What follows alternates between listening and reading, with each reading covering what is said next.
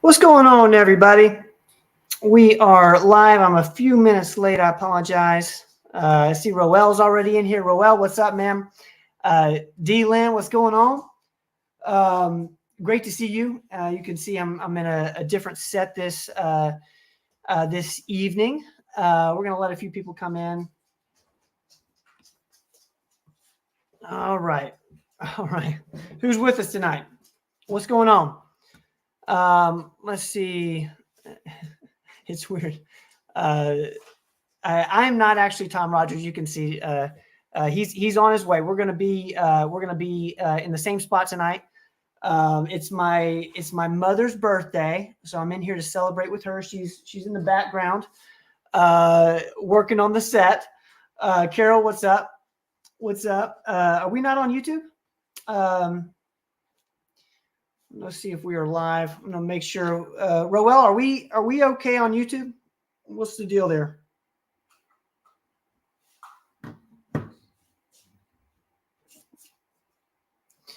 All right. Any YouTube people with us? What's up? We got some people coming in. Hello. Welcome to the Performance Medicine Show. We're going to answer your health and wellness questions tonight. Thank you all for hanging out with us. I'm also doing a little sound check. It's my mother's birthday. Happy birthday, Mom. I know you're watching. And in fact, you're right beside me. Bianca, what's up? Thank you, Lisa, for sharing, as always, for sharing the broadcast. Bianca says happy birthday, Mom. Hello, thank you. Bianca, thank you. Allison says happy birthday, too. You guys are the best. Welcome in, everybody. As you know, on Tuesdays, we send out Performance Weekly. And if I can find, I'm on a different computer here tonight. This week's episode of the Common Sense MD was with Dr. Chip Backus. We've had him on from Emmaus Medical and Counseling. This was on alcoholism. Really, really interesting episode, guys. One, I love hearing Dr. Backus talk. I think he's super, super passionate around addiction medicine. And, hearing him and Dr. Rogers talk about, the way they look at things is just super fascinating. So definitely check that out and share it with a friend. This is one that you want to share with a friend. So huge thanks to Dr. Backus for coming on. Kristen, I see. I love that. Great question, Kristen. Thank you. Thank you, Linda. Thank you. Let's see, Sherry. So I'm assuming Mom will be able to see some of these here in a bit. Thank you, guys. Y'all are the best. And then on Explain This with the star of the show, Robin Riddle, she talks about Jatenzo. If you guys have not heard of Jatenzo, it's recently an FDA-approved testosterone capsule. Haven't prescribed a ton of this yet, but she has prescribed, I think, a few bottles of these, as well as Dr. Rogers has as well. So we did an episode on it just to explain what it is, who it's for, especially if somebody is maybe doesn't want to do the injections, the creams, or the pellets. So another option for hormone therapy is always a good thing. And then on Dive Into Diet with our nutrition coach, Lucas Schmidt, we talk about substitutes for alcohol. And this was such a one. It was fun for me. You guys know this. I love looking into non-alcoholic beers, stuff of that nature, things like Athletic. And we talk more about other substitutes like kombucha, but definitely check that out. Grandma, I love you so much. I will definitely say happy birthday to your very sweet daughter and my mother. Your birthday was recent. Happy late birthday to you. I know you had a wonderful one. Yes, Roel, that Jatenzo is for men. Yes. All right, we're going to get ready to roll. I'm just going to put this up here as a reminder. We do have an online store for our Dr. Rogers vitamins. They're available online now. I'll put this up here in just a second. It's at performancemedicine.net/shop.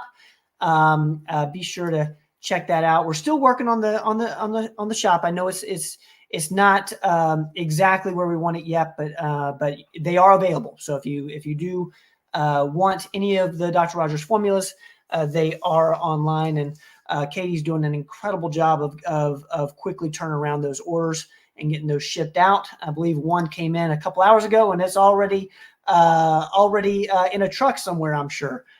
That's right, Katie. It works. It works. Okay, we're going to get to the show here. If you guys have questions for Dr. Rogers, go ahead and put them in the comments.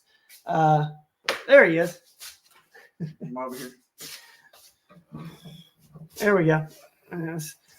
Take it out so you bring it closer. Let's see here. Should I sing? A quick sound check for me. You've never heard your. No, you got to get in. You got to get in here. I'm not in here. Get in here with me, All guys. right. Can y'all see him? Okay.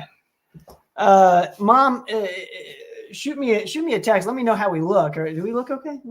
I think you look good. Do we look like father and son, or do we Probably do. do we Yeah. look like brothers? I think more like brothers. I think we've got three brothers. We got Right, me, Andy, and Doc. I think you're a brother, man. You think so? Yeah. And I know you just got out of hair and makeup, so I've been in the green room. Yeah, eating bonbons and the hair and makeup. Katie thinks we look like brothers. That's right. She That's, does. that's Thank right. you. I need a hat. Or a beanie. Or a beanie. You need a beanie. Get boggin. hip with it. Yeah. It's Tracy. good to have you here. Thanks, Ben, for coming tonight for Mom's birthday. Yeah. She appreciates it. And this is fun to do occasionally from the same site. We're usually 100 miles apart doing this. Honestly, what do you guys think? We got 50 people in here with us tonight. What do y'all think about this format? I kind of dig it. It's fun for me to get to hang out. And Yeah. selfishly, I know there's food waiting for me upstairs, And, which is not normal for me. and plus, Andy and Kelly are upstairs. They're right upstairs. Yeah, We've got the whole family we here. got the whole fam, Yeah. and we've got our online fam here tonight. Lynn, They're family. They're family now. family, We've been doing this for how long? years. A few years. Yeah, So yeah. most of the people that are on here have been on here before. Yeah, we I absolutely love this hour, by the way. Like It's a lot of fun. doing It's this, your favorite hour of the week. it really is. It truly is. Lynn, thank you so much. I hope Mom's able to have this on up there. She's spending time with Kelly and Andy, and so hopefully she has it on in the background. Okay, let's get going here, guys. If you have a question for Doc, go ahead and put it in the comments, and we're gonna get to everything. I'm gonna put this up. This is for Katie. Little ticker there. If anybody is wondering the URL for the website, it's performancemedicine.net/shop. I'm going to put this up here. Oh man, I'm sorry guys. I forgot this. Let me get there we go. Does that look as good with us on it? Can you get your act together? I'm ready to answer some questions. We got to get to some questions. All right. I missed this question from last week, so I apologize. This was around mushrooms. Which mushrooms are best for colon and liver cancer? Man, Starting off with a. thank you. I don't know. I would take a combination of them. The chaga, the shiitake, the lion's mane. You think more about being for brain health. So, but I don't know if a certain time. I'll need to look that up. Okay. I'll have to see if maybe Denise is on here. She could probably answer that pretty good. I hope Denise is on here tonight. Our naturopathic doctor who's very well versed in mushrooms and all things supplement wise. So we'll see if she has anything to say about that. Can you guys? I'm getting some feedback from Well. Can you guys hear Doc? Okay. We'll make sure maybe get a tad bit closer to me. Okay. We're going to work on our position here. Let us know if y'all can hear us. Okay. I think we're good on the podcast here. There we go. Now we look like family. There we go. Okay. There we go. Okay, let's keep moving here. What we'll do for this question is we will get back to it and get some a little more information. Apologize about that. This is one I know is in your wheelhouse. It's a couple parter here, so let me give you some context. After a low bone density scan in 2021 and my Cleveland results in January 2022, I finally started BHRT mainly for bone protection. Goes on to say we started out slow and gradually increased to try to get estradiol to at least 60 for that bone detection. After staying only around 30, even with continual increases in dosages, straight estradiol, not biased, around 1.5 years later. Let's see, goes on to say, I finally had one lab test show 80. So this is in regards to the estradiol. Okay. Estradiol is up to 80. Then 3 months later, my recheck showed only 20 again. Okay. I am concerned that the last 2 years of hovering only around 20 to 30 has really done nothing for my bones. What are your thoughts? Testosterone and progesterone levels have adjusted to great levels with the BHRT. There's no doubt that the estrogen levels are the most difficult to balance. There's no doubt in my mind in looking at this for years. And again, they may be a little bit variable. Sometimes if you're obviously, sounds like you're on the cream, I tend to get a little more consistent results through blood levels if you're on pellets. As you know, I really don't like to use oral estrogens or testosterone. I will use oral progesterone. It's very safe. But yeah, it's not surprising that it moves around a little bit. Absorption of estrogen is a little bit more inconsistent transdermally than the other two. But I wouldn't freak out about it for sure. You probably, if it's been 2 years since you got a bone density, get another one, check it every 2 years and just see where you are. But there's no doubt you're getting estrogen, whereas before you weren't getting estrogen. So it's definitely throwing a protective loop in there. You don't really need to overdo it as well. So, I mean, you're consistently showing some estrogen. People that are lean and that aren't on hormones, if they're 60 years old, they'll have no estrogen practically. It'll show up less than 5 on a blood test. So you're getting protection. There's no doubt. And remember, it's not just for bone protection. It's for your brain. It's for your skin, your hair, your vitality. It's for a lot of different things. So remember, you're not just doing it for your bones. You're doing it for everything, because everything kind of heads south when you have no hormones. But it all kind of works together. Remember, too, do exercise, eat right, stay lean, work on your muscle. As we lose muscle, we lose bone. When you're on testosterone, you can build muscle, which promotes bone.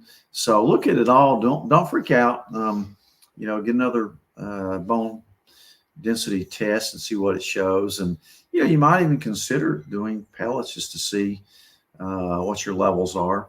Sometimes I'll even do salivary or urinary metabolite test if we're not sure about if you're on a real high dose of on the estradiol. So yeah, just follow that and we'll see. We'll do some more specific testing if we need, but you are helping yourself by taking these hormones. I promise you that. I'm going to give you a little bit of, this is a follow-up question to this and kind of a very thoughtful, maybe like, could this be it? Could this at all be a result of using progesterone every day rather than cycling and thus it blocking estrogen receptors? Progesterone does modulate estrogen. So they kind of work together. You need them both. But it is true that the higher you go, the lower your estrogen is going to be. Yeah. So I look at that ratio. I usually like to keep it about 8 or 10 to 1 estrogen to progesterone ratio. But it could be, sometimes I'll cycle it in folks that are younger. Once you're past menopause, there's really not a big use in cycling. You cycle if you're still having periods. But sometimes I will lower that dose of progesterone. Again, progesterone to me is as important as estrogen for a lot of different reasons. But that's a very good point. You could. A lot of it depends on your age and your menstrual history and a lot of that. So, but I can't say that I haven't done that before. Again, I'm not sure of your age or anything, but sometimes I will cycle it or just use it every other night instead of every night if you're on an oral progesterone. So yeah, that warrants some looking into, but again, it's not a huge deal. It's a great question. Thank you so much for the context. I know that's going to help more than just the person asking. So thank you for sending in that question. I love these very contextual hormone questions because one that's really our wheelhouse. So yeah. it's a great question. And sometimes I tell people not to over focus on the numbers and try to get it 8-1 to 10-1 so much, because that's going to be about impossible. And things change, so if you're taking the hormones, you're getting benefits. So don't, I've seen some people over focus on any lab number, and it kind of drives them a little crazy. Yep. I had a lady not long ago that was, every little thing she was, and of course, this is not you. I'm not talking about you, but it just brings up a good point in that it was kind of funny. I found it humorous because, every little thing, the RDW, the MCV, nobody has a perfect Cleveland panel. There's always something a little bit out of range. And she wanted to know why, and she wanted everything to be perfect. Then I looked at her chart. She was smoking 2 packs of cigarettes a day. Yeah. I'm going, why are you even worried about this? This cigarette's going to kill you, so you shouldn't even be worried about any numbers. All you got to do is stop smoking. If that's all you do, then don't worry about it. But sometimes people do get hyper focused on numbers and things. And I try to reel them in and say, hey, this is what's important. I'm not worried about a couple digits on a number. How are you feeling?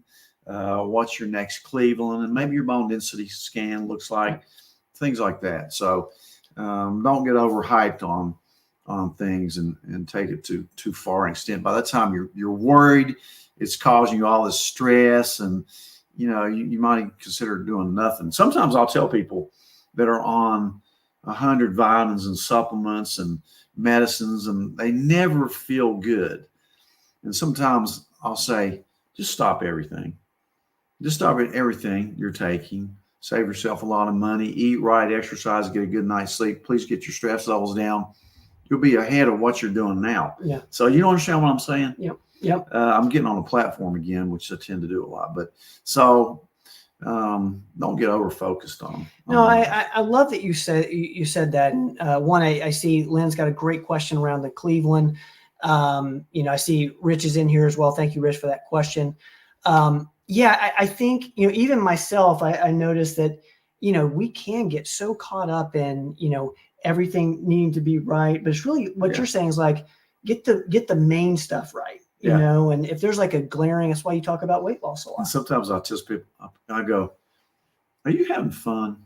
Is your life enjoyable? You ever laugh? What are you doing for fun? And a lot of times you'll get an answer. Yeah. And they'll finally tell you what's going on in their lives that's making them so miserable. Yeah. That they're chasing down. So it's really interesting to be a family doc when you try to get to root cause of problems. So if you don't know somebody emotionally and all this, the rest of it's, it's not going to be optimal. Yeah. So, and you know what, I'll say this, one, because this is kind of how, our relationship is. And I hope that you guys feel, like this is a place where you can ask questions and figure out, okay, I need to worry about this, but not that, and we need to write a book sometime. Yeah. Worry about this, not that. Yeah. Because some people just worry so much about things that usually is deep seated. And you're thinking, man, we're all going to die. Please, while you're here, have fun, enjoy, help other people out. Don't over focus on yourself. Yeah, I think there's definitely a balance here. And again, as far as like, this is exactly what this show is for. It's, to get out some of these questions and we can, talk about it and say, okay, this isn't something that you need to worry about, but that number is. Yeah. Right. Because there are situations where, this one you need to focus on this, not so much that. And I'd really almost rather, as far as hormones go, I'd almost rather slightly underdose than overdose them. Really? Yeah. Mm-hmm. That's interesting. Is that just women or? Because I still think you're getting the protection, but if you overdose hormones, you can start having tender breasts, bleeding, weight gain, all this stuff. So you have to know how to do it. And you look at the numbers, but you also look at the person, Yeah. you know, and see how they feel and all that. Yeah. I know I'm getting on a bandwagon. No, So I need to go to the next question, but good point. You know, and that's why as a family doctor, you need to know more than just the numbers or what, you know, you need to get to know the person. How's your life? What's your life like? How are your relationships? Yeah. Are you exercising? Yeah. What are you eating? Are you worried about your weight? You know, stuff like that. So just to recap, it seems that these numbers are fine. Like, That doesn't bother me. Okay. They're never going to be perfect. They're going to be different when you check them at different times. Super interesting. Thank you so much for that question. We're going to keep moving here. This is one, I know we've gotten a question around this before, and one, this is a very hot topic right now. I think one of my best friends just got some hydrogen water.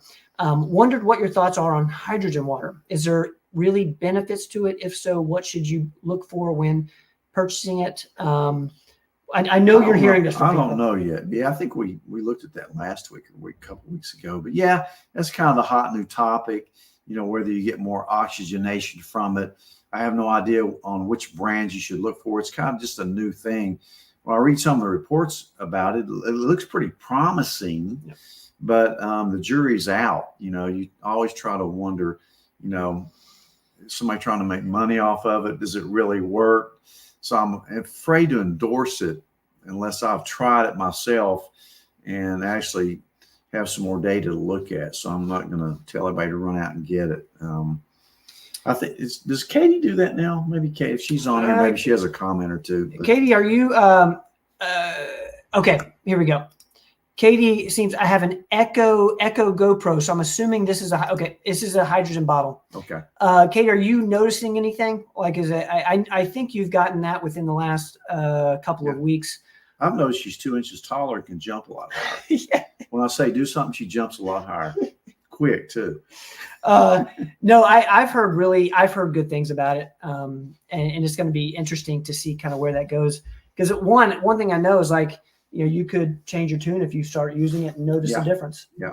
I would never do anything to a patient that I wouldn't be willing to do to myself. Yeah. All right, let's keep moving there. Let's see. It seems Katie's noticing some energy changes. We'll stay. Okay. We'll keep kind of. She's on methylene blue too. Methylene blue. Well, Katie, methylene blue versus hydrogen water. Which would you choose? Katie, I cannot wait to hear this answer. That's going to be a good hydrogen water versus methylene blue. You can only have one. Yeah. One to use that day. Yeah. What would you choose? I'm interested. I'm betting she says methylene. I think methylene blue. I would. That's been a wonder. It's been look at this. What does it say? Easy methylene blue. Easy. Okay, there's your answer. Just get some methylene blue. Probably a whole lot cheaper. Okay, let's keep going here. This is another hormone question. Do you recommend hormone replacement for women who have had a complete or partial hysterectomy? If so, what do you recommend and what should you not take? This is such a great question. That's a great question. And yes, of course, women that have had a hysterectomy, even if they left your ovaries, you're going to go into an early menopause, because remember, when they're doing the surgery, they're cutting some of the nerve and arterial supply to the ovaries as well as the uterus. So you usually go into an early menopause. The problem is you don't know where you're at because you have no periods, you have no uterus. So, but your ovaries are still working. Now, one point that I would make, if you're past 45 and you need a hysterectomy from whatever reason, fibroids, bleeding, whatever, pain, get your ovaries out too. Please take everything out at a certain age. You may have a few short years of life left in your ovaries. But for example, I had a patient last year that chose to keep her ovaries. She was 47, 48. And a year later, she had ovarian cancer. If they'd just taken them out, you know, she wouldn't have had to face that now. But so that's one point. But of course, you need hormone replacement, hysterectomy or no hysterectomy, ovaries, no ovaries. When they quit working, unless there's very few contraindications to bioidentical hormone replacement. They do not cause breast cancer or any of that, uterine cancer. You know, it's a lot easier to treat a woman that's had a hysterectomy with hormones. I love it when somebody's had hysterectomy and I'm getting ready to put them on hormones. They're not going to bleed from over estrogenation. And again, when you have a hysterectomy, your GYN may say, and I used to say, you don't need progesterone because you don't have a uterus. You don't need protection against unopposed estrogen and no progesterone, because unopposed estrogen can hypertrophy your uterus. Yeah. But you still need it even though you have your uterus out, because it protects your breast, helps you relax. I call it progesterone a woman's Valium. It helps them sleep. It helps them keep weight down. It has about 300 functions. So, not just protecting your uterus. So remember that. Even though you've had a hysterectomy, you still could benefit from progesterone. And again, there's a huge difference between natural progesterone and medroxyprogesterone, which is synthetic. That's not a good thing. I never use synthetic. Any study that you have ever seen that says hormones are bad, it's usually medroxyprogesterone responsible for it, or estrone, the one type of estrogen that we never use either one of those. But anyway, so yes, I do. Get your levels checked, see what symptoms you have, and think about getting on bioidentical hormone replacement. Such a great question. One, because I do think a lot of people do assume that around the progesterone, and we know how much that helps women, even if they don't have a uterus. Exactly right. Thank you so much for that question. I think that does it. I see that, Kelly, I see your question. Kelly with an I. That's awesome. My sister also spells it with an I. Carter, I see you. Happy Tuesday to you. Thank you for being here tonight. Let's see. Okay, Kimberly, I got your question. Thank you. All right. I think we're ready for the live portion of the show. Okay. Are you ready? Yeah. Guys, you know the drill. If you got a health and wellness question for Dr. Rogers, go ahead and put it in the comments. We are going to get to as many as possible here. I'm going to go up. Let's see here. Let's see if I can. All right, let's get to Kristen's question. Thank you, Kristen. What's the best brand for pre and probiotics, please? And happy birthday. Thank you. Mom, happy birthday. What's going on? Of course, I love Digest Shield, which we promote and use personally all the time, because it has both prebiotics and probiotics, as well as digestive enzymes. It has lactase to block down dairy. It has chitin to block down gluten and lectins. So I love the Digest Shield. It's just the best. I've experimented with all of them, and it just seems to have the right combination of the 11 probiotics. You don't need 100 billion probiotics. I've tried it myself. It just killed my stomach. And the over-the-counter stuff that, or the grocery stuff, what's Align and all that you see and stuff in yogurt, it's just not enough, in my opinion. So I just love Digest Shield. All right, Kristen, thank you so much for that question. I hope that helps. We're going to keep moving here. I think I'm going to make sure I haven't missed anybody. Okay.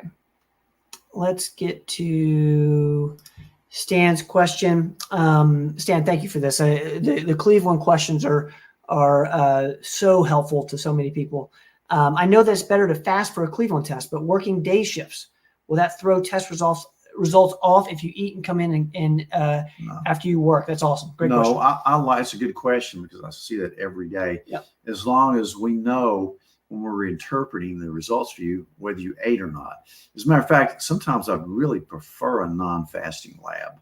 When would that be? When is that? Well, if somebody's insulin resistant, or it's just more of a real world thing. I mean, you're not going to be fasting all the time. And if your fasting glucose is 90, but your postprandial after you eat is 150, I start worrying a little bit. It also will affect the insulin level. Yep. So it's actually a more accurate portrayal if you don't fast. It's just we've done it fasting all these years, and it's really kind of ridiculous in a way. Yep. You're not looking for what your ideal is on that day. You're looking for what it's when it's not ideal, really. So, and really the total cholesterol will be affected, but the particle size and the HDL, LDL are not going to be affected, as well as the ApoB, of course, are your hemoglobin A1C, average sugar. So it doesn't matter. Come and get it. The most important thing is get it. But make sure we know, did you eat before you, Yeah. you know, and how long was it? And it actually makes it kind of cool to look at. But you still like a fasting one as well. Not really. Really? That's I interesting. tell everybody that just because people, you know, traditionally like fasting labs, but not really. It's interesting. It doesn't make a bit of difference. As a matter of fact, I'd almost rather have a non-fasting as long as I know it. Okay. Stan, well, thank you so much for that question. And do make sure, if I don't, make sure there is a cutoff for when we can do Cleveland's during the day. So just make sure you get in by a certain time period. I think it's like 4. And now Katie told me we now have a cash Yeah. price for the Cleveland, Yeah. which we've been working on, which is good because some people don't have insurance. Yeah. You know, we always try to file it under insurance. It's a Quest lab. But anyway, so Stan, thank you so much for that, man. Great question there. I hope that helps some of you guys in here. Let's see here. Velma's asking around neuropathy. What should I take for neuropathy in fingers and toes? Numbness in one finger. What's your thoughts on this? fingers and toes. So it's probably more than just a carpal tunnel, which is a compressed median nerve in your wrist. You know, I don't know if you're diabetic or not. That could be. You could be insulin resistant. You could have some kind of spinal impingement. But the fact that it's taking place on your hands and your feet indicate there's something systemic going on with you. And usually when I see this, it's nothing terrible. But, you know, if you're diabetic, get better control of your diabetes. Sometimes I find that it's a vitamin deficiency or a nutritional deficiency. So one of the first things I'll tell people, try some B6 and see if that helps. Don't get over 100 milligrams because it could make it worse if you get too much of it. But you know, there's certain medications that we use, but definitely try the B6 and see if that helps. But there's some other stuff we do depending on how severe it is. Sometimes we even send you for, you know, EMGs to see how the nerve conduction tests go. It's not a fun one to get done on you, but we stick needles in you and then shock you. But if you like Chinese water torture, that type of thing, you'd probably like it. But haven't seen anybody that really likes that test. But sometimes it's necessary. You know what? You know, I just noticed when we do this live together, I know when you're joking a little bit better. You do? Yeah, it's like I You can never think I'm funny. I thought that was funny. You did? Yeah, it was funny. You thought I was funny one time last week. I forgot what I said. It was around Steve's question with Cognitex, and you're like, I can't remember. Oh yeah, that's right. It's the only time he's laughed at one of my jokes. Velma, thank you so much. I hope that helps a little bit. See, Angie's in here. Angie, so good to see you. You're doing such a great job in the office. Thank you for hanging out with us tonight. Angie. Let's see here. I see. We'll put this up from Judy. Turkey tail is recommended for cancer for dogs. Okay, turkey tail. That's a good mushroom. I love that. And on that mushroom question, you know, if you're worried about your liver specifically, I like NAC and I like milk thistle. Those are two I really like supplements for liver. Okay. Judy, thank you so much for that. We're going to keep moving. Jasmine's in the building. Jasmine, our esthetician in Knoxville. I think you're up here today. I think y'all had some training. I love you so much. Thank you for being here. Hope you made it back safely. Let's keep rolling here. Rich over on Facebook. Rich is asking thoughts on COVID attaching to alpha-7 nicotinic receptors and nicotine as a remedy. The first reports coming out January were that the source of COVID appeared to be from venomous snakes. Google CNN's COVID snakes. Let's don't get into origins.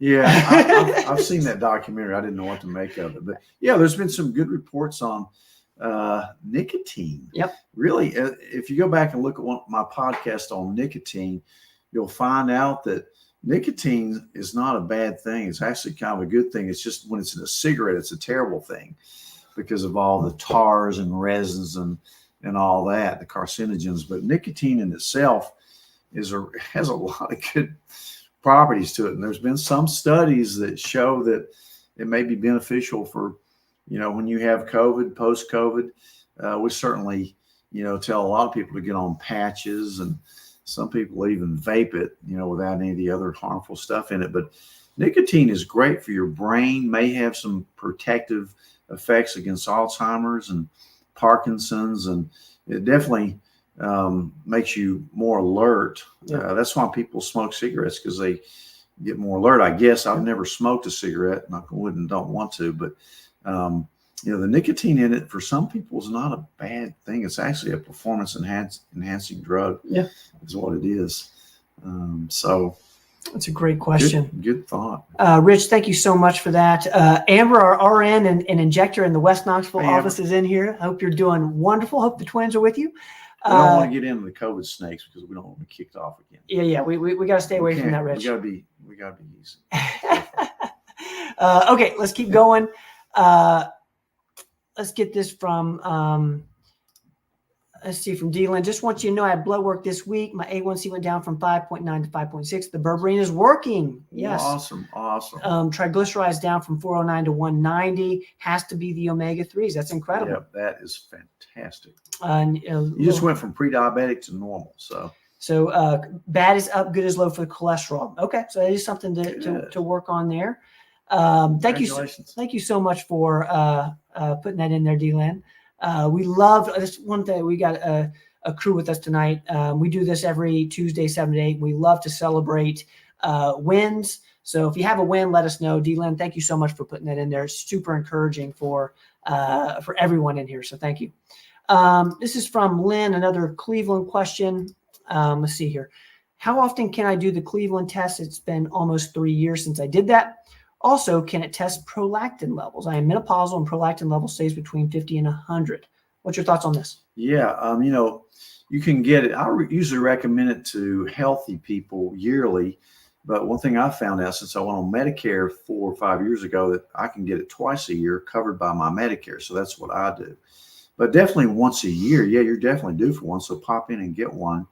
Definitely yearly. Yeah. Prolactin is not a normal test on the Cleveland, but all you got to do is say, check a prolactin level, and we'll add that to it. We can add any test to it. It's my firm belief that any lab that you want to get, you should be able to get it even without a doctor's order. Now, so you can't guarantee your insurance is going to pay for it, but usually, like if you've had elevated prolactin levels, and you should be able to. So, definitely. High prolactin level may be not anything, maybe something going on with your pituitary. So that needs to be followed for sure. All right, Lynn, thank you for that question. Hope that helps a little bit. Andy Margaret's asking, can I take HRT with me having the MTHFR gene? Also, sure. That's a good reason to take it. So yes to that. How often should I check my hormones? What I usually do is once I start you on hormones, check them in a couple months to see where you're at, so we can titrate it. Again, usually start low, go slow is my policy. And then once we get you dialed in, every 6 months is good. All right, Andy Margaret, I hope that helps. I see Edith's questions around the hydrogen water. I hoped we helped a little bit with that, but check this out from Katie, the Echo Go Pro as far as the system. Hope that helps there. Let's keep going. See if it gives you energy. Try it. It's not going to hurt you. Yeah, exactly. Yeah. Roel is asking over on YouTube, I'm 54 years old and every year my T levels are creeping down. I'm not on any medications. When should I consider going on TRT? I walk about 12 to 15 miles a day, 5 to 6 days, and start to get tired at the end of the day. Yeah. You've got a hard job. Yeah. But a great job. I mean, definitely gonna get your steps, and you're gonna stay healthy, just with how active you are. Yeah, you are, and I hope you're doing something besides walking too. Get a little resistance training in 3 days a week. Yeah. Walking, even as much as you're doing, is still not enough because you're losing muscle. Now, again, I check T levels and make sure with somebody like you at 54, check the free and total testosterone, because your total may be normal. I saw a guy today, his total was 670, but his free was like 54. Yeah. Kind of low normal. So I go more by symptoms than I do a number. So again, with low T, and it's going to go down as you get older for sure. But symptoms of low T, being tired, hard time building muscle, loss of stamina or strength, muscular strength, ED, decreased libido, falling asleep after meals, sleep problems in general achiness, loss of enjoyment, almost like a depression. If I ever see a middle-aged guy like you that comes in with depressive symptoms, I don't put them on Prozac. I put them on testosterone. Yeah. That's what they're deficient in. They don't have a Prozac deficiency, which doesn't work anyway. They have a testosterone deficiency. So yeah, start getting some levels and see where you're at. And again, I go by symptoms. And I would definitely think you may be a good candidate for a little bit of testosterone. Roel, thank you so much. Read the book Testosterone for Life by Dr. Abraham Morgentaler, Harvard. He's a chief urologist at Harvard, and he'll dispel any myths you have, and you'll probably come away from that saying, man, I need some testosterone. Yeah. But he comes to a lot of our meetings. All right. Thank you, Roel, for that question. This is Lisa on Facebook. Lisa always shares the broadcast. Thank you so much, Lisa, for doing this and being with us tonight. Dr. Rogers, what does this mean and should I be worried? So this is a great example, Lisa, of like, should I be worried about this? Should I not? So thank you for asking this. Spleen, multiple calcified granulomas suggesting sequelae of remote man, Lisa, you gave me some tough words. Atheromatous. And updates 125 pounds down. Lisa, awesome. Congrats. That's incredible. That is awesome. Yeah, with the spleen, if you have a few cysts or calcifications, it doesn't mean a lot to me if I see that incidentally on a CAT scan or ultrasound of your abdomen. But, it'd probably be a good idea to have a couple tests since they say it's a sequelae of a remote atheromatous disease, meaning disease of your arteries, atherosclerosis, plaque in your arteries, to get a CT calcium scoring to see how much plaque you have in your coronary arteries. And then the other thing I would probably do is get a carotid IMT test, intimal media thickness, to look and see how much soft plaque you have in your carotids, which is a direct window into what's going on in your coronaries. It's actually a better test than the CT calcium because the CT calcium does not show soft plaque, which is the more dangerous type of plaque.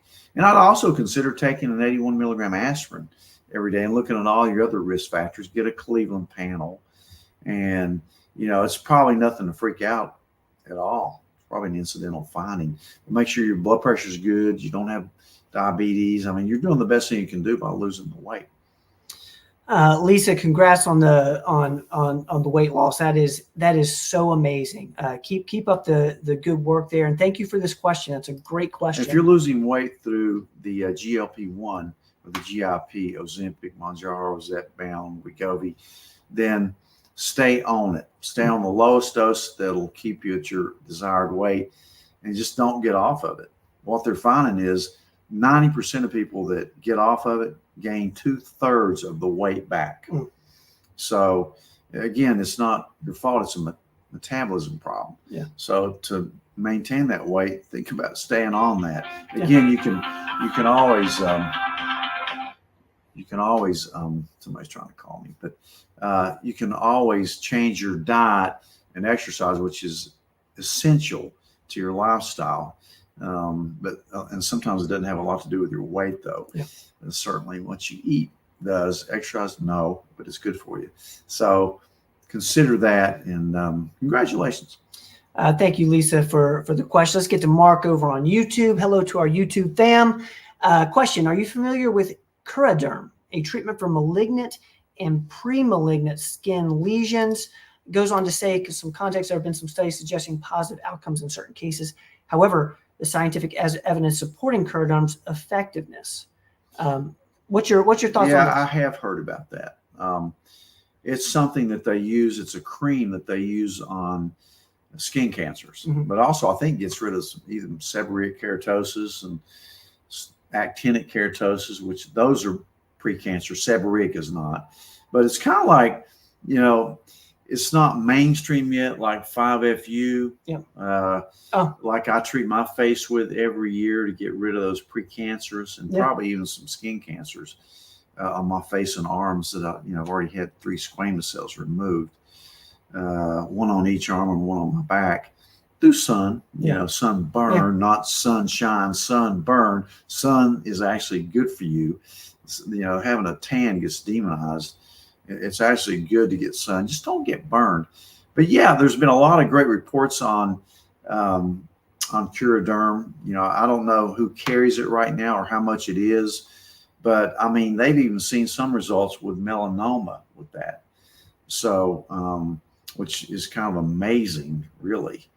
I'm really kind of pumped up about it. As you know, we're seeing a lot more cancers of every type, from COVID. COVID created that cytokine storm, which created inflammatory cytokines, like interleukin-6 and TNF alpha. TNF stands for tumor necrosis factor. So if you're raising TNF alpha, it's pro-carcinogenic. So I think that's why we're probably seeing more cancers than we used to. They were kicked off by COVID. So we're especially tuned into new cancer diagnosis, which we're seeing out the wazoo now, worldwide. I think it's a great thing that we may be using. I'm pumped up about it. Matter of fact, I'll try to do a podcast on it when I get a little more information about it. Mark, thank you for teeing us up on that. We're going to talk more about Curaderm in the future. That's super interesting around more cancers now. Yeah, it's really interesting. True. I mean, there's no doubt that cancers have popped up more than before COVID. Mark, thank you for that. Let's get to Kelly with an I on Facebook. What are your thoughts on bioidentical progesterone and Eliquis taken together? Great question. Fine. I had a patient today, very interesting question that I need to answer. And I hope she's on here. I actually did go out in the lobby and chase her down with a good answer for this. But her husband was on Eliquis, or actually maybe Brilinta, but one of the newer blood thinners, and did not want to take D with K. D with K, and I've researched it and I've looked at it before, but I really did a deeper dive today on that since she specifically asked me, because his cardiologist said, don't take vitamin K. Well, he doesn't know much about it because we're using vitamin K2. Even K1 in a low dose like Xenavime is not going to affect the blood clotting factors of that. So this is not Coumadin. So if you're on Eliquis or Brilinta or Plavix or an aspirin, don't worry. Take D with K. Take D with, and specifically the safe one's MK7 like we use. So don't freak out about it. No matter what anybody tells you, it's not going to make your blood clot if you take D with K. Kelly, thank you for that question. That's I love those questions around can I take this with that? Yeah, there's really none at all of that. Thank you, Kelly, for that question. Let's get to Kimberly here on Facebook. The doctor that admitted me in hospital said that I was the healthiest person she ever admitted into hospital. Perfect blood work. I'm 60, had been exposed to aspergillus for weeks and was brought in by ambulance for weakness in left chest muscle spasms. Now hypersensitive to my environment, especially scents, and have phantom smells. How do you treat detox of mold? It has been 5 months. Shoot, Kimberly, I hate this. Have you seen something like this? Yeah, aspergillus is out there. It's mold basically. There is a treatment for that, and it's multifactorial. It's almost like treating Lyme disease.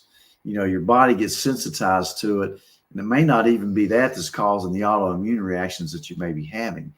So, I would definitely, what's the name of it? I'm blanking out on the specific treatment that I learned about down in Orlando this past year at one of our conferences. It's something that I'd never heard about before, but I'll find out and I'll tell you next week on here. But you know, I really like low-dose naltrexone for this. Your body has reacted to that, and now you're hypersensitive to a lot of things.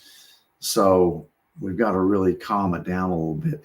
First thing, go make sure that all the mold's out of your house. Yeah. You know, you get it checked and you get away from the mold. That's the main treatment, is quit exposing yourself to it. But there are some detox. I love infrared sauna. I love red light therapy. And there's something you ought to look up called CIRS. Look at that. And I'll come back next week with more of that, the thing that I think helps it a lot. And I can't forget, I forget whether it's a nasal spray or an inhaler, but gosh, I think I told Mark to take that at one point for that. So Mark's on here. Whatever I recommended to you months ago when you asked a similar question, there's a product for it. And it's not Synapsin. Is it this? Yeah, it's detox with, oh yeah, I mean, you could try ozone therapy as well. That's not what I was thinking What about this? But, salvage therapy, yeah, that's another option. Yeah, VIP. It's called vasoactive peptide, vasointestinal peptide. Look that up. Look up VIP. Do some research on that. But again, it's going to have to be multifactorial. We got to calm your immune system down a little bit. Very great comment. It's amazing that that can happen, but surely can. You know, only about 30% of people will get toxic to mold. Really? But for the ones that do, they can really crash like you did. Is there a way to tell if you're susceptible to that, or just?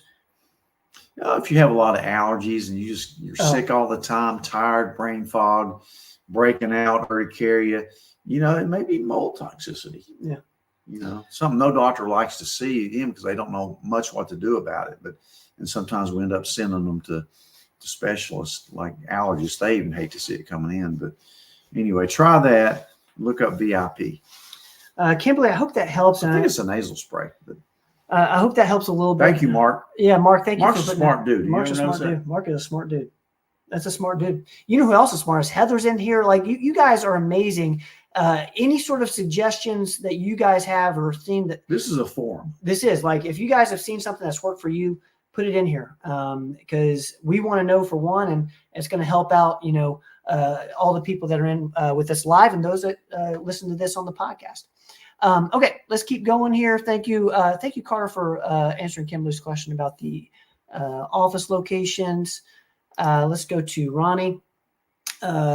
What are your thoughts on lion's mane for someone with dementia? So I like it. I really like it. I love methylene blue. I can't talk enough about methylene blue. If somebody has dementia, you better get them on methylene blue. Huh. That's It interesting. also prevents UTIs in patients. I think every nursing home should have a methylene blue cocktail for every resident in there. Yeah. It prevents UTIs, helps their brains focus a little better. And as you know, people die from, these women die from, that's how they get septic. UTIs, they don't even know they have it. So yeah, trimethylene blue, lion's mane, it's not going to hurt.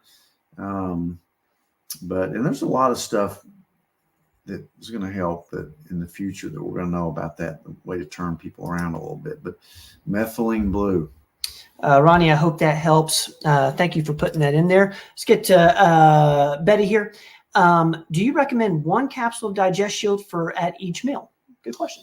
Yeah, I do. About preferably 30 minutes before you eat. If you know, take it with your meal if you forget. But yeah, I do. And you can take certainly more than that if you have a lot of problems. But that's kind of the recommended. You know, I eat 2 meals a day, so I take one before lunch, one before dinner. And gosh, I love it. I mean, I really like it. If you know, there's some gluten in there or some dairy, I'm sensitive to both. It just doesn't bother me. But if I was going to go drink a milkshake, which ordinarily would put me out for 2 or 3 days of brain fog, stomach cramps, I'd take 2. You know, I don't like to admit this in front of this guy, but I do have pizza around once a week, and I take 2 before that. So Shot. Is that cauliflower base? no, it's the real stuff. Yeah. I do like sourdough though. Sourdough pizza. Yeah, I do too. So before a meal that I know is gonna be pretty heavy, and I had the best cauliflower crust pizza the other day I've ever eaten. I forget where I got it. cauliflower pizza that you like? Yeah, it was amazing. I forget where I ate that, but it was really So good. cauliflower pizza is not bad. No, it's good. It's really good. Betty, I hope that helps. Let's keep moving here to Deborah. Doctor mentioned one time on a blog Yeah, about. we got to go eat pizza. We haven't eaten pizza yet tonight. I know. It's her birthday, so I know we're I gonna. hope she ordered a pizza, gluten free. Let's get back to it. Doctor mentioned one time on a blog about attending a cardiology seminar, and there was one drug he said all the cardiologists took for heart health. Do you remember what you discussed? I can't find it on your older blog. I think I remember. Can I guess? Yeah, One drug that you said it took for heart health, Cialis. maybe one. Yeah, 81 milligram aspirin. Okay. That's probably what I was talking about. Just an 81 milligram aspirin. Okay. Even though I think that is what it was. probably But isn't Cialis one too that helps with heart health? Cialis, tadalafil. Yeah, I mean you can't take it if you're taking nitroglycerin, but we talked a lot about POTS. I mean, we talked a lot about a lot of heart issues. Now, there's a lot of cardiologists that will put everybody on a statin carte blanche. I'm not one of those. I'm usually pretty picky about putting somebody on a statin, but a lot of cardiologists swear by it. Even Peter Attia, thinks everybody should be on one, I think. But Yeah. It probably is what I'm talking about. Probably an 81 milligram aspirin, Deborah. Probably some fish oil too, or omega-3s. Yeah. That's another one that. I bet D. it was omega-3 because there's been some controversy around that. Yeah. There's been some controversy that higher doses may cause AFib. Of But that's omega-3. at high doses of omega-3. But yeah, some people worry about that. Deborah, thank you so much. I love that type of question. Sophie's asking, which one is better, Cleveland Heart Cardio IQ or NMR lipo profile? I love the Cleveland because again, on my Cleveland, you not only get all this, breakdown like the Berkeley Heart Panel of your lipids, but you get everything like your hormones, your thyroid, your cortisol, your liver, your kidney, everything's on it. Vitamin levels, a couple helpful gene tests like the MTHFR, the ApoE. And for my money, the Cleveland. It's the best overall thing I've seen. Great question though. So if you get if you get those others, you need some additional tests to look at everything else. All right. There's Kelly. With We got a crew here. It must be time to close it up. Is our pizza ready? That's Scrappy right there, guys. That's Scrappy. Hello, Scrappy. He's never been on our show. Scrappy, say hello to everybody. Say hello, world. There's Ike in the There's back. Ike. I don't know Ike what his is. wants some playtime. Hold on. All right, perfect. Okay, let's get straighten to. your back. Don't get him up there like that. He's fine. Thank you, guys. So, thank you, ladies. Happy Okay. birthday, Jenny. Happy birthday, Mama. Happy birthday. Thank you. Thank you. We're going to take a few more guys and we're going to get up there. Diane is saying, what is the best way to use your gummies for joints, half or whole? Also, which gummies give energy? It's a good I like the CBD gummies with muscle and joint.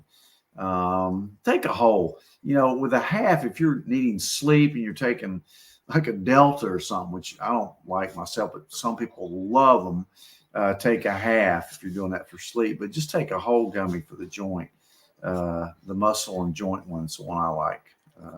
We have them in all our offices. They work pretty well. Energy, the energy. We have one that's called Energy Gummy. I take one of those about every morning, I can remember it. But with methylene blue too. I usually take one of the Energy CBDs in the morning, late morning, because remember I'm fasting, and then plus I drink a little coffee in the morning. Then I take my methylene blue around lunchtime. Yeah. So, but Good question. Todd made an appearance back there. That's Andy's dog. Hey, Todd. Let's get Carmen's question here. Carmen, how to help hip pain in menopausal women? Already on BHRT at the Knoxville office. Thank you so much. What's your thoughts on this? Yeah, a lot of hip pain is due to weakness in your hip flexors, like your gluteus medius and your iliopsoas muscle, deep abdominal muscle and butt muscle. And a lot of people just don't work those out or stretch them. The other thing too is, in my case, like if I don't warm my piriformis up, when I start walking, I really have a tight hip. So stretching your piriformis is really, which is internal rotation of your hip. Ernie taught me this. You won't have pain when you walk. But I mean, if it's really bad hip, you should get your hip x-ray just to see if it's wearing out a little bit, and if you have enough room in there, for your hip joint. So if you've seen a physical therapist or somebody that knows what they're doing, and you still are having pain in your hip for a month or two or longer, especially if it's affecting your gait, please get just a plain film of your hip and look and see if you're losing your joint space. Very common. So look at that. Make sure your bones are not getting too thin as well. Get a bone density. The bioidentical hormones are great for building bones and preventing osteoporosis, but what you're talking about can be different. Hip pain can be different, but get a film, see what it looks like. Carmen, I hope that helps. Thank you for putting that in there. We're going to take one or two more, then we're going to head up and have some birthday dinner.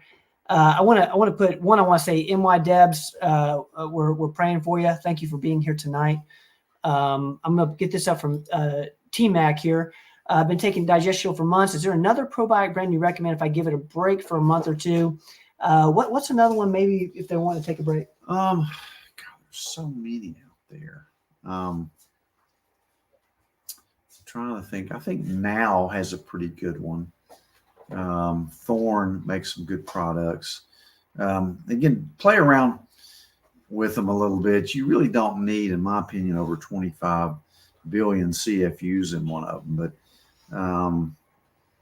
But again, I don't have a specific one that I think comes close to it, because you're getting all the stuff in one. But try one of the Now brands. Yeah. And again, you don't really need one that has to be refrigerated like some people think you do. Unless you have some like SIBO or something really bad going on with your gut, you don't really need to hit the heavy hitters like a Saccharomyces boulardii, particularly, or something, one of the heavy hitters like that. So if you want to take a break from it, just go down to one of your vitamin shops and shop around and get a good broad spectrum one that has, again, I don't care so much about how many billion CFUs, just get a good brand that you can rely on. Man, it's weird that I'm not that familiar anymore, because I've just relying on Digestial. I know. Thank you for that, T-Mac. Real quick, let's see. Kimberly, if you search food allergy and the Cleveland Robin Riddle, both will show explain this episode's going over exactly what's on the Cleveland test, as well as an allergy blood test that are super helpful. I'm going to put this up here from Michael because it's a timely answer. We got our vitamins up online, performancemedicine.net/shop. Michael's asking, do you take additional supplements with the super vitamin? That's a great question. I do. The reason I made the super vitamins is because I was taking too many separate vitamins, but I still do. I take the energy formula, which has CoQ10, PQQ, and taurine in it. I take the magnesium at night. The one we have has 3 different types, which I think are the most important brain types. Let's see, and I take the omega-3, the one that we get in, and In my opinion, those are the most important ones because the super has about every. Look at the super. If you take the super, you could probably eliminate some of the ones you think you need, like zinc is in there, copper's in there, lycopene, all the methylated B vitamins, the A, the C, the D with K. It's just loaded with stuff. So look at what all's on it and see if you can eliminate some of the ones you're doubling up. It has the E that we like. So the natural E. If you saw my podcast on vitamin E a couple weeks ago, hopefully that was enlightening. But yeah, look and see what you may be, what else you may need to take. But definitely omegas and magnesium. And in my case, I take the energy vitamin too. Another vitamin question real quick. Ron is asking, I got my son on your multivitamins. That's a super. He is 30. Does he need to take 3-day like it says? And does it need to be taken with food? Definitely needs to be taken with food because it's potent. And there's a lot of fat soluble vitamins in there. So it's absorbed better, work better. I admit a lot of times I just take 2 because I forget the third one. What I do is I take 2 with my lunch and 1 with supper. That's a good plan. But if you're going to get, 5,000 IUs of D with K, you need to take 3. What's interesting? Yeah. I'm with you. But Rhonda, I hope that helps. I'm going to try to get to just as many as possible. I want to get to Krista, and then I'm going to get to Karen. Hey, Doc, Krista, PA in Knoxville here. Shout out to all the Knoxville people. I've had some adult women, mid-40s, 50s, not on BHRT pellets therapy yet, but gut healthy diets. Okay, so they're not on pellets yet, but on gut healthy diets.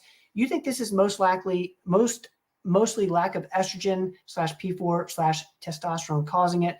Chris, I hope I asked that the right way. What's your thoughts causing the what? The gut problems or? I've had some adult women not on BHRT pellet therapy yet, but on gut healthy diets. You think this is mostly lack of estrogen /P4/ so causing the gut problems? Maybe the gut problems. Krista, am I reading that right? Cystic acne. Oh, okay. Yeah, it could be Sorry both about contributing. Remember, you have to look at your testosterone levels. If you're converting your testosterone to DHT, it can cause acne. So it's, if they're getting acne, it may be from the T, but I really see a lot of women that are right in that perimenopausal age that start getting acne, especially on the chin. Yeah. And usually a good diet, like you say, and a good healthy gut will clear that up. But that's a really interesting comment. Yeah. So look at that. Acne from, you see a lot of premenopausal women. There's 0 and everything now. Okay. Interesting. Krista, thank you so much for that. That's a super fascinating question there. Let's get to, I hope that helps a little bit. Let's see, we're going to take one more here. See what I'm missing. I wanted to get to Karen's, and then we're going to have to call it an evening. I discovered on my patient portal that I have CKD3A. Other than some abnormal labs and retesting at follow-up appointment and being sent for ultrasound of kidneys, my PCP has not discussed with me. I do plan to ask at next appointment. However, is there a supplement I should be taking or anything else I should be doing? I hope I did that okay, Karen. Any thoughts on this? That's not a routine test that I get much, so I'm not as familiar with it as that's just a weird lab test. So you're sent for an ultrasound of your kidneys. I don't know. I'll have to get back with you on that. I don't know enough about it to really answer your question. What we'll do, Karen, is I'll make a note of this question. I know I'm probably missing a couple. I do know Heather's asking about, if I can find it, Heather's asking about the FenBen protocol, and I know. We'll send that to you because it depends on what you're using it for. Okay, so I'm going to get to Karen's question. We'll do a little more research on that real quickly for Heather. Then we're going to get out of here. Thoughts on FenBen? I know. I love FenBen. Yeah. And this is the other thing, Heather, is we've done 2 podcasts on fenbendazole. He talks a little bit about the protocol, but in short for Heather. Yeah, I love Fenben. Yeah. Whether it's preventing cancers or treating cancers, I love Fenben. It's odd that most of the people that I treat with it, their spouses start taking it prophylactically a couple times a week. But yeah, go look at the protocols, like Joe Tippin's stuff. I think. Thank you, Carter. Carter's going to send Thank you, you, Carter. a protocol for that. Pop, what do you think, man? How'd we do? I think I'm hungry. Yeah, I think you did great. I mean, I really did. Guys, we love y'all so much. We're going to go celebrate Mom's birthday. I see all your birthday wishes. I'm going to make sure she sees everything, every single one of them. She feels loved. I can see her. Hey, come on in here. Come on in here. There we go. Thank you. There's the birthday. Wash my hair. There's the birthday woman. Y'all have to look at yourselves and Happy look at birthday. There is the birthday woman. Mom, how's She's it feel? 66, so she's doing pretty good. She's doing amazing. Yeah. She's doing amazing. Is Kelly working on you or something? Hey, but I have been reading the birthday wishes, and that is Yeah. so sweet. Yeah. Thank you, Rachel, Mark, everybody. I've been reading you. them all the way through. So thank you so much. Thank you. Go ahead. Mom, love you. Guys, we love you guys. We'll be back next week. We do this show every Tuesday, 6 to 7 to 8 p.m. We will be We back. used to do this at 5 o'clock. It used to be called 5 at 5. 5 at 5. Yeah. Yeah. Now it's the Performance Medicine Show. Yeah. We'll be here 7 to 8 next week on Tuesday. I'm going to go through every single one of these comments and make sure I know I missed some. And I see Mark has one, but I'll make sure we get to them. Okay, guys, love y'all. We're out of here. We out of here. Yeah. We're out Thanks, here. man. All right, let's see here. Where's my outro? Hold on. You're always searching for it. I know. I'm You looking. need to have it ready. I know. Hey, guys, go to the vitamin shop, performancemedicine.net/shop. Oh, Shop yeah. around. Yeah. Shop around while I look for my my outro. Where's that? Love you guys. See y'all. Don't go away.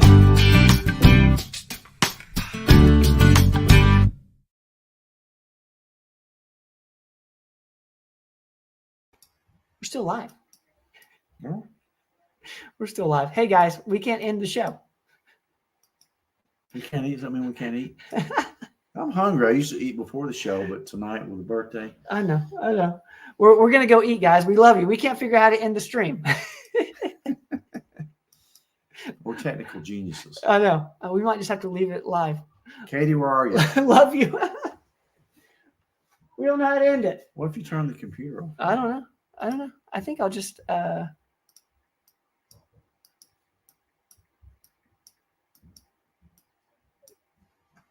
guys still seeing?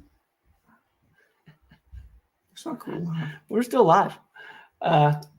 It's not letting me end it.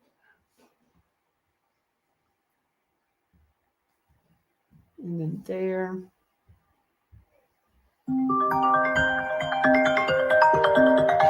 There's a phone call.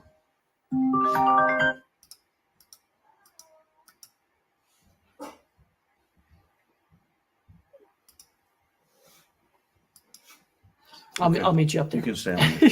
We go with. Thanks, man. So, guys, what did y'all think of the show as I try and figure out how to close this out? I can't figure out how to end the show.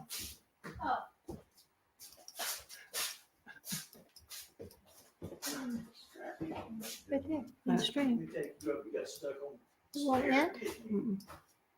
Well, okay. Okay. Oh, No, it's not doing it. there we go.